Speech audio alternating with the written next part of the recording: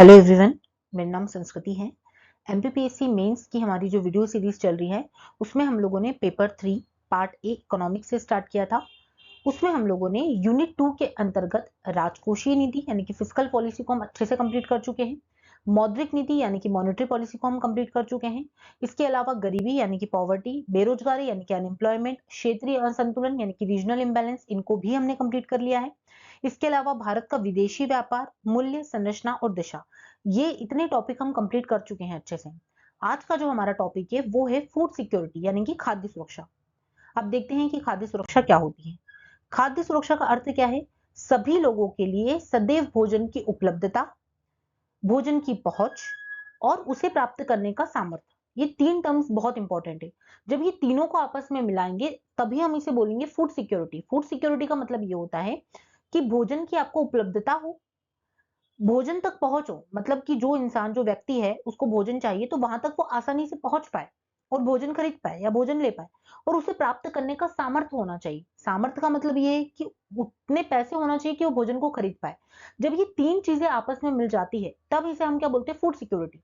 भोजन उपलब्ध भी हो, उपलब्धता का मतलब क्या है, पहुंच का मतलब क्या है, सामर्थ्य का मतलब क्या है, ये अभी हम आगे देखेंगे। इन सबका अपने इंडिविजुअल मतलब समझेंगे कि क्या होता है। पर अगर हम ऐसे नॉर्मली अगर हम देखें कि खाद्य सुरक्षा का मतलब क्या होता है तो समझ में आ रहा है कि खाद्य सुरक्षा का मतलब ये होता है कि हर व्यक्ति को हर समय, ठीक है, हर व्यक्ति को हर समय भोजन की उपलब्धता भी हो, मतलब कि भोजन उपलब्ध हो, ठीक है। दूसरा पहुंच हो, मतलब वहां तक वो पहुंच पाए जहां पे भोजन है। और तीसरा उसे प्राप्त करने का सामर्थ्य हो, मतलब उसके पास इतने पैसे हो कि वो भोजन को खरीद सके, उसके पास इतनी क्षमता हो कि वो खरीद सके। जब इन तीनों को हम देखते हैं तो इसे हम क्या बोलते हैं? फूड सिक्योरिटी यानी कि खाद्य सुरक्षा। अब हम देखते हैं कि ये खाद्य सुरक्षा के चार स्तंभ हैं। अभी जो हमने तीन टर्म्स देखी है इन्हीं को हम अभी एक्सप्लेन करेंगे कि उपलब्धता का मतलब क्या होता है, पहुंच का मतलब क्या होता है, उपयोगिता का मतलब क्या होता है और स्थिरता। ये चारों क्या है? खाद्य सुरक्षा के स्तंभ है। अगर ये चारों में से कोई एक ना रहे तो खाद्य सुरक्षा स्थापित नहीं हो सकती, फूड सिक्योरिटी नहीं आ सकती है। इसलिए चारों बहुत इंपॉर्टेंट है। अब इनका एक एक करके मतलब समझते हैं। सबसे पहले इसमें बताया गया कि उपलब्धता का मतलब क्या है। उपलब्धता का मतलब ये होता है कि खाद्यान्न उत्पादन, खाद्य आयात और सरकारी अनाज भंडारों में संचित पिछले वर्षों का स्टॉक। उपलब्धता का मतलब ये है कि आपके पास इतना अनाज है, कितना अनाज आप उत्पन्न कर रहे हैं, कितना अनाज आप बाहर से इंपोर्ट कर रहे हैं यानी कि आयात कर रहे हैं, और कितना अनाज आपके बफर में जो है वो स्टॉक के रूप में रखा हुआ है। जब हम इन तीनों को मिला के देखेंगे तो इसे हम बोलते हैं उपलब्धता, कि हमारे पास अनाज की उपलब्धता होनी चाहिए। ऐसा ना हो, क्योंकि हम जानते हैं सब कि देश की जनसंख्या इतनी बड़ी मात्रा में, इतनी बड़ी पॉपुलेशन है, ठीक है, तो इन सब के लिए हमको खाना चाहिए। अब इतना प्रोडक्शन कृषि का होता नहीं है। अभी हम आगे देखेंगे भी की चुनौतियां क्या क्या है। तो क्योंकि कृषि की इतनी उत्पादकता नहीं है इसलिए हमको बाहर से भी आयात करना पड़ता है, ठीक है। और क्योंकि हम लोग जो है वो कभी प्राकृतिक आपदा आ जाए तो ये सारी चीजों के लिए जो है वो हम क्या करते हैं? स्टॉक करके भी रखते हैं। तो जब ये तीनों चीजें होगी, उपलब्धता का मतलब क्या है कि खाद्य का हम आयात भी कर रहे हैं, हमारे पास जो प्रोडक्शन हो रहा है खाद्य का वो, और तीसरा हम क्या कर रहे हैं? जो भी हमारे सरकारी अनाज भंडारों में बफर के रूप में है वो। जब हम तीनों को मिलाते हैं तो इसे हम क्या बोलते हैं? फूड की अवेलेबिलिटी यानी कि उपलब्धता। दूसरा है पहुंच। पहुंच का मतलब क्या है? तो यह लोगों की भोजन प्राप्त करने की क्षमता से संबंधित है। अब पहुंच का मतलब ये होता है, तीन प्रकार की पहुंच होना चाहिए, भौतिक भी होना चाहिए, आर्थिक भी होना चाहिए, सामाजिक भी। तीनों को समझते हैं। भौतिक पहुंच का मतलब क्या है? ऐसा ना हो कि व्यक्ति को, जो अनाज प्राप्त करना चाहता है व्यक्ति, वो अनाज की दुकान, ठीक है, या जो अनाज जहां से प्राप्त करना चाहते हैं वो इतना दूरी पर हो, ठीक है, कि उसको इतना बहुत ट्रेवल करके जाना पड़ रहा है। मान लो उसके जहां पे उसका घर है वहां से 50 किलोमीटर दूर है जहां से उसको अनाज प्राप्त होगा। तो ऐसी पहुंच नहीं होना चाहिए। पहुंच ऐसी हो कि घर के आसपास ही उसको जो है वो खाद्यान्न की उपलब्धता हो सके, वहां से वो अनाज खरीद सके। दूसरा, आर्थिक पहुंच का मतलब क्या है? तो अभी जो सामर्थ्य की बात कर रहे थे हम, कि व्यक्ति के पास इतने रुपए हो, ठीक है, वो इतना सक्षम हो कि वो अनाज को खरीद पाए, ठीक है। और जो नहीं खरीद सकते उसके लिए अभी हम आगे देखेंगे एनएफएसए जो बनाया है। तीसरा, सामाजिक पहुंच होना चाहिए। सामाजिक पहुंच का मतलब क्या है? कि बैरियर नहीं होना चाहिए। जो सामाजिक जो बाधाएं आती है, हम देखते हैं कि कुछ जनजातियों की कुछ जातियों को आप अनाज लेने से रोक दोगे कि आप इन दुकानों से अनाज नहीं ले सकते हो, या फिर महिलाओं को बाद में अनाज दिया जाएगा, पहले पुरुषों को। यानी कि कुछ जो सोशल बैरियर्स होते हैं, जो सामाजिक बाधाएं होती है, वो नहीं होना चाहिए, ठीक है। तो तीन प्रकार की बाधाएं नहीं, मतलब तीन प्रकार की पहुंच होना चाहिए लोगों की। जाके ले पाए, वो पास में हो, उनके घर के आसपास दुकान है तो भौतिक पहुंच हो, उनके पास इतना पैसा हो कि वो उसे खरीद पाए, आर्थिक पहुंच हो, ठीक है। और तीसरा, सामाजिक पहुंच हो। तो ये समझ में आया, उपलब्धता होनी चाहिए, दूसरा क्या होना चाहिए? पहुंच। तीसरा क्या होना चाहिए? उपयोगिता।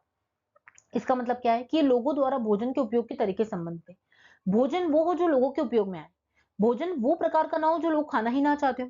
ठीक है, आप ऐसा कुछ प्रोडक्शन कर रहे हो, कुछ ऐसा उपलब्ध करा रहे हो, सरकार ऐसा उपलब्ध करा रही है जो लोग खाना भी नहीं चाह रहे हैं। तो भोजन ऐसा हो जो लोगों के लिए उपयोगी हो। ठीक है, गेहूं हो, चावल हो, ऐसा उपयोगी भोजन हो। कुछ ऐसा ना हो कि आप जो उत्पादन कर रहे हो वो लोग नहीं खाना चाह रहे हैं। तो भोजन की उपयोगिता। और चौथा, स्थिरता, स्टेबिलिटी होना चाहिए। यह खाद्य प्रणाली के झटके और तनाव को झेलने की क्षमता से संबंधित है।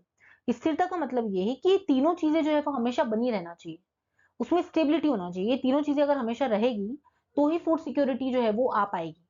तो स्थिरता का मतलब ये होता है। तो ये खाद्य सुरक्षा के 4 स्तंभ है, और अगर इन चारों में से कोई भी एक स्तंभ नहीं होगा तो फूड सिक्योरिटी नहीं आ सकती है। आगे बढ़ते हैं। अब देखते हैं कि भारत में खाद्य सुरक्षा क्यों आवश्यक है, क्यों हम चाहते हैं कि फूड सिक्योरिटी होना चाहिए, क्यों हम चाहते हैं कि खाद्यान्न की उपलब्धता हो, क्यों हम चाहते हैं कि खाद्यान्न की पहुंच हो, ठीक है, खाद्यान्न की उपयोगिता हो, और ये इसमें स्थिरता हो। ऐसा हम क्यों चाहते हैं? ठीक है, तो हम देखते हैं कि सबसे पहले जनसंख्या दबाव। इतनी बड़ी जनसंख्या है, हम जानते हैं कि इतनी बड़ी जनसंख्या है और भूमि उतनी ही कम है, कृषि की उत्पादकता उतनी ही कम है। तो हमको खाद्य सुरक्षा चाहिए ही, क्योंकि इतनी बड़ी जनसंख्या का पेट भरना है। तो जनसंख्या दबाव है, इसलिए हमको फूड सिक्योरिटी चाहिए। दूसरा रीजन क्या है? कृषि की उत्पादकता। एग्रीकल्चर प्रोडक्शन हर साल एक जैसा होता है क्या? कभी बहुत कम हो रहा है, कभी बहुत ज्यादा हो रहा है। तो इसलिए हमको आयात करके भी रखना पड़ेगा। हमको बफर्स भी बना के रखने पड़ेंगे कि कभी ऐसी सिचुएशन आ जाए कि जब जो है वो इतना प्रोडक्शन नहीं हुआ हो, तो फिर लोगों को क्या खिलाएंगे? तो कृषि की उत्पादकता से संबंधित समस्या है हमारे यहाँ, इसलिए हमको फूड सिक्योरिटी चाहिए। तीसरा है जलवायु परिवर्तन और प्राकृतिक आपदा। हम सब जानते हैं कि हर साल एक जैसी बारिश नहीं हो रही, कभी बारिश या तो बहुत ज्यादा होगी या तो बारिश बहुत कम हो रही है। ठीक है, इसके अलावा जो है वो कीड़े वगैरह जो लग जाते हैं फसलों में, तो उससे संबंधित समस्या है। इसके अलावा प्राकृतिक आपदा, कभी बाढ़ आ गई है, कभी सूखा पड़ गया, तो ये सारी चीजें भी क्या करती है? हमारी फूड सिक्योरिटी को प्रभावित करती है। तो ये सारी चीजों से बचने के लिए भी हमको फूड सिक्योरिटी चाहिए, कि अगर बफर में अनाज पड़ा रहेगा तो कभी हो सकता है कि जलवायु परिवर्तन के कारण जो है वो बारिश नहीं आई इस साल, फसल पैदा नहीं हुई, तो क्योंकि बफर स्टॉक जो है वो है हमारे पास, इतना अनाज है कि हम लोगों का पेट भर सके। तो इसी का मतलब है कि फूड सिक्योरिटी क्यों जरूरी है। तो हम समझ रहे हैं कि जनसंख्या इतनी बड़ी है इसलिए फूड सिक्योरिटी चाहिए। कृषि उत्पादकता हमारे यहाँ कम है इसलिए चाहिए। जलवायु परिवर्तन और प्राकृतिक आपदा हो रही है इसलिए भी हमको फूड सिक्योरिटी चाहिए। इसके अलावा जल की कमी। ठीक है, हमारे पास हम जानते हैं कि अभी भी हमारी जो खेती है वो क्या है? मानसून पर डिपेंडेंट है। ठीक है, तो जल की कमी है हमारे पास में, इतना हम सिंचाई के लिए हमारे पास पानी नहीं है, नहरों में इतना पानी नहीं है। ठीक है, तो जल की कमी है। भूमि क्षरण और मृदा स्वास्थ्य, सॉइल हेल्थ इतना अच्छा नहीं है। ठीक है ना, इसके लिए सॉइल हेल्थ कार्ड योजना जो हम देखते हैं। भंडारण और वितरण की समस्या है। ठीक है, अगर किसान जो है वो प्रोडक्शन इतना करता भी है तो भंडारण से संबंधित समस्या, अनाज बीच में ही जो है वो खराब हो जाता है। ठीक है ना, कुछ कुछ जैसे अनाज को अगर हम छोड़ दें, तो सब्जी है, दूध वगैरह है, ठीक है, तो इनको हम ज्यादा समय तक स्टोर करके नहीं रख सकते, क्योंकि हमारे पास भंडारण और वितरण संबंधी सुविधाएं अच्छे से नहीं है। इसके अलावा गरीबी और असमानता है। तो ये सारे कारण है जिसकी वजह से हमको फूड सिक्योरिटी को मेंटेन करना ही पड़ेगा। खाद्य सुरक्षा हमको लेकर आनी ही पड़ेगी। तो खाद्य सुरक्षा क्यों जरूरी है, उसके लिए भी ये कारण है। और यही कारण आपको चुनौती के रूप में भी देखने को मिल रहा है कि फूड सिक्योरिटी से रिलेटेड चुनौती भी क्या है। तो यही सारी चुनौतियां भी है कि जनसंख्या का दबाव है, ये हमारी खाद्य सुरक्षा के समक्ष चुनौती है। कृषि की उत्पादकता नहीं है, ये चुनौती है। तो इन सभी को, यही सारी जो है वो चुनौती के रूप में भी है, और इन्हें हम इस रूप में भी देख सकते हैं कि हमारे यहाँ फूड सिक्योरिटी क्यों जरूरी है। आगे बढ़ते हैं। अब देखते हैं कि भारत में जो ये खाद्य सुरक्षा की चुनौतियां हैं, इसका समाधान क्या हो सकता है। इतनी सारी फूड सिक्योरिटी से रिलेटेड हमने समस्या देखी कि जनसंख्या दबाव है, एग्रीकल्चर प्रोडक्शन बहुत कम है, जलवायु परिवर्तन है, ये सारी समस्या है। तो इनका समाधान क्या हो सकता है? सबसे पहला है फसल विविधीकरण। फसल विविधीकरण का मतलब क्या है? कि हम जो है वो सिर्फ एक फसल पे डिपेंडेंट ना रहे, एक साथ जो है वो ज्यादा फसलों को, अलग अलग प्रकार की फसलों को बोए। जिससे क्या होगा? किसानों को भी फायदा होगा और लोगों को भी फायदा होगा। कोई भी अगर प्राकृतिक आपदा आती है, कोई भी कीड़ों का आक्रमण होता है, तो किसी एक फसल जो है वो उससे मतलब कोई एक फसल को अगर नुकसान होता भी तो बाकी की 2-3 फसलें जो है वो बचा लेगी। तो फसल का विविधीकरण होना जरूरी है। दूसरा, सतत कृषि और जैविक कृषि। अभी ऑर्गेनिक फार्मिंग को कितना बढ़ावा दिया जा रहा है, क्योंकि हम सब जानते हैं कि जितने कीटनाशक उर्वरकों का प्रयोग किया जा रहा है उतना ज्यादा जो है वो हमारी भूमि का क्षरण होते जा रहा है। तो इनसे बचने के लिए हम क्या करें? जैविक कृषि, सतत कृषि करें। पीडीएस प्रणाली को, और ये अलग से टॉपिक है हमारा, पब्लिक डिस्ट्रीब्यूशन सिस्टम, यानी कि लोक वितरण प्रणाली। ये अभी खाद्य सुरक्षा के बाद यही वाला हम टॉपिक देखेंगे। तो इसको हम ट्रांसपेरेंट बनाएं। इसके बाद श्री अन्न को बढ़ावा। हम सब जानते हैं कि श्री अन्न यानी कि जो मोटा अनाज है, जिसमें हम ज्वार है, बाजरा वगैरह देखते हैं, रागी देखते हैं, तो इन सबका प्रोडक्शन बनाया जाए। अब इनका प्रोडक्शन हम क्यों बढ़ा रहे हैं? क्योंकि ये ऐसी फसलें हैं जो जलवायु परिवर्तन के प्रभाव को झेल पाएगी। हम देख रहे हैं लगातार जलवायु परिवर्तन हो रहा है और हर साल जो है वो फसलों का नुकसान हो रहा है। तो क्यों ना हम ऐसी फसलों को बढ़ावा दें जो जलवायु परिवर्तन को झेल पाए। इसके बाद जितने भी पोषण संबंधी कार्यक्रम है उनकी प्रॉपर निगरानी हो, प्रॉपर मॉनिटरिंग हो। इसके बाद सामुदायिक भागीदारी और अंतर क्षेत्रीय समन्वय। इसका मतलब ये होता है कि हम लोगों की भागीदारी भी इसके अंदर लेकर आए फूड सिक्योरिटी में, पंचायती राज संस्थाओं का इसमें जो है वो कंट्रीब्यूशन हो, जो सेल्फ हेल्प ग्रुप है उनकी भागीदारी हम प्रॉपर लेकर आए। तो ये सब क्या है, भारत में फूड सिक्योरिटी से रिलेटेड जो भी हमारे पास चैलेंजेस है उसका ये जो है वो क्या है, समाधान है। आगे बढ़ते हैं। अब ये तो हमने देखी कि समाधान क्या है, पर भारत सरकार इसके लिए क्या प्रयास कर रही है फूड सिक्योरिटी के लिए, वो हम देखते हैं। और ये अब यहाँ से जो है ये सब बहुत महत्वपूर्ण है, इन सभी को हमको जो है वो एक एक करके देखना है। आज हम देखेंगे कि राष्ट्रीय खाद्य सुरक्षा अधिनियम 2013, नेशनल फूड सिक्योरिटी एक्ट 2013, ठीक है। इसके बाद जो है वो सार्वजनिक वितरण प्रणाली यानी कि पीडीएस, और ये पीडीएस सिस्टम तो अलग से हमारा एक टॉपिक है, तो उसको तो हमको विस्तार से देखना है। इसके बाद मध्याह्न भोजन योजना, एकीकृत बाल विकास योजना यानी कि इंटीग्रेटेड चाइल्ड डेवलपमेंट स्कीम, प्रधानमंत्री कृषि सिंचाई योजना, राष्ट्रीय कृषि विकास योजना, सतत कृषि के लिए राष्ट्रीय मिशन, ये सब भारत सरकार प्रयास कर रही है ताकि देश में फूड सिक्योरिटी को लाया जा सके। सबसे पहले देखते हैं नेशनल फूड सिक्योरिटी एक्ट 2013, ये सबसे महत्वपूर्ण है, इसको समझते हैं। ये जो नेशनल फूड सिक्योरिटी एक्ट 2013 आया था, इसमें क्या क्या बोला गया है। तो पहला तो क्या कहा गया है इसमें कि टीपीडीएस के तहत कवरेज और पात्रता। अब ये टीपीडीएस क्या होता है, इसको समझते हैं। टीपीडीएस यानी कि अभी जो हम पीडीएस सिस्टम देखेंगे, पब्लिक डिस्ट्रीब्यूशन सिस्टम देखेंगे, उसमें हम समझेंगे विस्तार से कि टीपीडीएस होता क्या है। इसका फुल फॉर्म है टारगेटेड पीडीएस सिस्टम, ठीक है। अभी मैं आपको जो है वो शॉर्ट में बता देती हूँ कि टारगेटेड का मतलब क्या होता है, कि ये जो है वो केवल कुछ लक्षित वर्ग है, कुछ लक्षित जो लोग हैं, सिर्फ उन्हें जो है वो पीडीएस से रिलेटेड सुविधा दी जाएगी, ठीक है। इसे बोलते हैं टारगेटेड पीडीएस सिस्टम। तो टारगेटेड पीडीएस सिस्टम के तहत कवरेज और पात्रता, आप समझते हैं कि नेशनल फूड सिक्योरिटी एक्ट में क्या क्या किया गया है। तो इसमें शहरी आबादी का 50% और ग्रामीण आबादी का 75% जो है वो कवर किया जाएगा इस एक्ट के तहत। मतलब क्या किया जाएगा इसमें, ठीक है। तो इसमें जो है वो शहरी आबादी का 50% और ग्रामीण क्षेत्र का जो है वो 75% तक जो है वो कवर किया जाएगा। अब टीपीडीएस के अंतर्गत क्या किया जाएगा, प्रति व्यक्ति को प्रति माह 5 किलोग्राम अनाज जो है वो टीपीडीएस के तहत दिया जाएगा। और इसी के तहत अगर हम देखेंगे नेशनल फूड सिक्योरिटी एक्ट के तहत, तो अंत्योदय अन्न योजना में इसमें 35 किलोग्राम जो है वो अनाज दिया जाएगा। इसके बाद हम देखेंगे सब्सिडी युक्त मूल्य। सब्सिडी युक्त मूल्य का मतलब ये है कि इसमें जो है वो बहुत सस्ती दरों पर जो है वो अनाज दिया जाएगा। जैसे अगर हम चावल की बात करें तो चावल 3 रुपए प्रति किलो, गेहूं की बात करें तो 2 रुपए प्रति किलो, मोटे अनाज की बात करें तो 1 रुपए प्रति किलो। ऐसा जो है वो कहकर सब्सिडी युक्त जो है वो अनाज यहाँ पे दिया जाएगा। आगे बढ़ते हैं। इसके तहत महिला और बच्चों को भी की पोषण सहायता भी इसमें दी जाएगी। जैसे कि हम देखेंगे तो कुछ योजना इसमें सम्मिलित है, जैसे अंत्योदय योजना अभी हमने देखी जो कि इसके अंतर्गत आती है। ऐसे ही नेशनल फूड सिक्योरिटी एक्ट में आईसीडीएस योजना भी कवर की है, मिड डे मील योजना भी कवर की है। आईसीडीएस योजना में क्या है कि 6 से 14 वर्ष के बच्चे, गर्भवती महिला और स्तनपान कराने वाली जितनी भी माताएं हैं, उनके पोषण से रिलेटेड जो है इसमें ध्यान दिया जाएगा। तो आईसीडीएस योजना, मिड डे मील, इसको भी इसमें शामिल किया गया है। इसके अलावा नेशनल फूड सिक्योरिटी एक्ट में और क्या है, शिकायत निवारण तंत्र है कि अगर आपको जो है वो अनाज नहीं मिल पा रहा है तो आप कहाँ-कहाँ शिकायत कर पाते हो। तो जिले स्तर पे जो है वो शिकायत निवारण तंत्र बनाया गया है, राज्य स्तर पे शिकायत निवारण तंत्र बनाया गया है।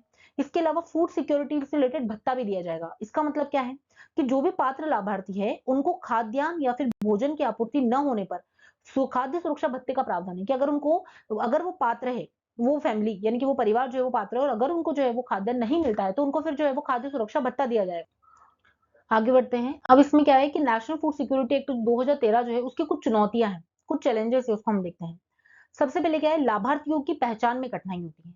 अभी भी हम जानते हैं कि बहुत ज्यादा नकली राशन कार्ड बन जाते हैं, ठीक है। जिनको आवश्यकता नहीं है उनको जो है वो अनाज मिल रहा है और जिनको वास्तव में आवश्यकता है उनको अनाज नहीं मिल पा रहा है।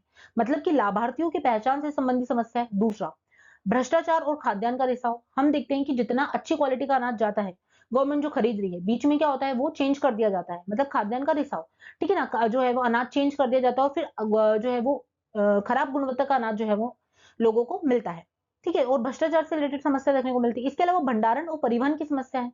हम सब जानते हैं कि जो भी अनाज है उसका एफसीआई तक जाना और फिर एफसीआई से फिर जो है वो राज्य और फिर राज्य में जो भी उचित मूल्य की दुकान है वहां तक जाना, तो उसमें बहुत सारी समस्याएं हैं, ठीक है। परिवहन की समस्या है, इसके अलावा भंडारण की समस्या है, तो उस पर काम किया जाना चाहिए। इसके अलावा राज्यों के बीच समन्वय की कमी देखने को मिलती है। पोषण संबंधी विविधता का अभाव है। अब इस पॉइंट का मतलब क्या है, पोषण संबंधी विविधता का अभाव, इसका मतलब ये है कि सिर्फ गेहूं है, चावल है, मोटा अनाज है, सिर्फ ये तो दिया जा रहा है इस एक्ट के तहत।